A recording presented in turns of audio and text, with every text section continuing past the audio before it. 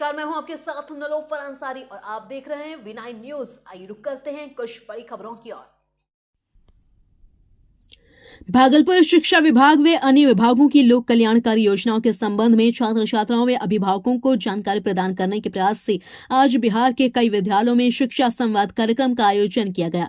इसी बाबत आज भागलपुर के भी कई विद्यालयों में इस शिक्षा संवाद कार्यक्रम में छात्र छात्राओं व अभिभावकों की भागीदारी देखी गई। वहीं इस कार्यक्रम के तहत जिलाधिकारी सुब्रत कुमार सेन ने भी लोगों को शिक्षा विभाग व अन्य विभागों की लोक कल्याणकारी योजनाओं के बारे में बताया और उसके लाभ कैसे मिले उस पर प्रकाश डाला। कार्यक्रम के दौरान सभी शिक्षा संवाद कार्यक्रम में शिक्षा विभाग के पदाधिकारी, विद्यालय के शिक्षक व दर्जनों अभिभावक, छात्र छात्राएं मौजूद थे। भागलपुर से श्यामानंद सिंह की रिपोर्ट। शिक्षा संवाद का ये कार्यक्रम है। 15 तारीख से इसकी शुरुआत हुई है और ये 22 तारीख तक चलेगा।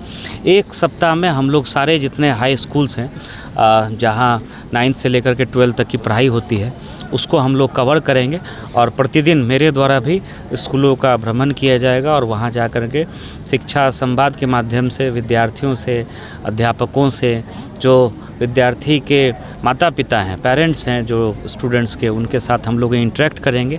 और इसका उद्देश्य यही है कि सरकार की विभिन्न स्कीम्स के बारे में, ना सिर्फ शिक्षा विभाग के स्कीम्स के बारे में, इसके अतिरिक्त भी विभिन्न विभाग की स्कीम्स हैं जिनकी जानकारी नहीं रहती है स्टूडेंट्स को या उनके माता पिता को या स्थानीय लोगों को, उनके बारे में बताना। बहुत सारी ऐसी स्कीम्स हैं, जैसे आप सिविल सेवा प्रोत्साहन योजना को ले लीजिए कि कोई अगर BPSC की PT निकालता है तो 50,000, या कोई UPSC का PT निकालता है तो 1 लाख रुपए, या जो हम लोगों का पिछड़ा वर्ग या अति पिछड़ा वर्ग की लड़कियों के लिए जो आवासीय विद्यालय की व्यवस्था है, या SC ST के लिए अलग से जो आवासीय विद्यालय जो ST के लिए पिरपैती में बना है, SC का आवासीय विद्यालय जो भागलपुर में है, कस्तूरबा गांधी बालिका विद्यालय है, या जो मुख्यमंत्री कन्या उत्थान योजना है, स्टूडेंट क्रेडिट कार्ड योजना है, इन सब के बारे में, या स्वयं सहायता भत्ता है, तो बच्चों को बताना, उनके माता पिता को बताना। या श्रम विभाग की भी बहुत सारी योजनाएं हैं कि कोई अगर मज़दूर है, वो अगर बिल्डिंग बनाने का, रोड बनाने का या ब्रिज बनाने के, इस तरह के काम में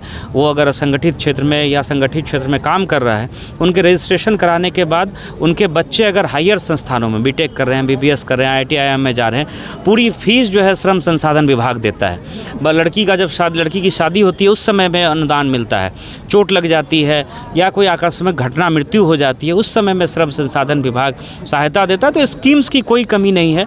हो सकता है कि उनके पास वो जानकारी नहीं हो, तो शिक्षा संवाद के माध्यम से विद्यालयों में जा कर के जो विद्यार्थी हैं, जो पढ़ाई कर रहे हैं, जब 12th पास कर लेंगे, जब आगे अपना करियर बनाना चाहेंगे, तो उनको कॉम्पिटिटिव एग्ज़ाम्स में कैसे जाना है।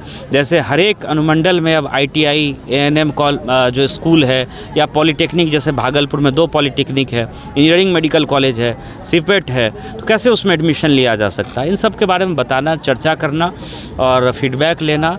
और हमेशा स्कूल्स में आकर के अच्छा लगता है। ये तो इसका जिला स्कूल का तो बहुत पुराना और 200 साल का वैभवशाली इतिहास रहा है।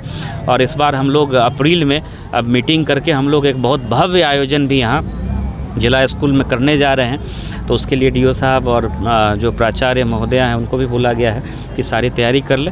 तो ये पूरा इस कार्यक्रम का उद्देश्य है और ये 22 तारीख तक चलेगा।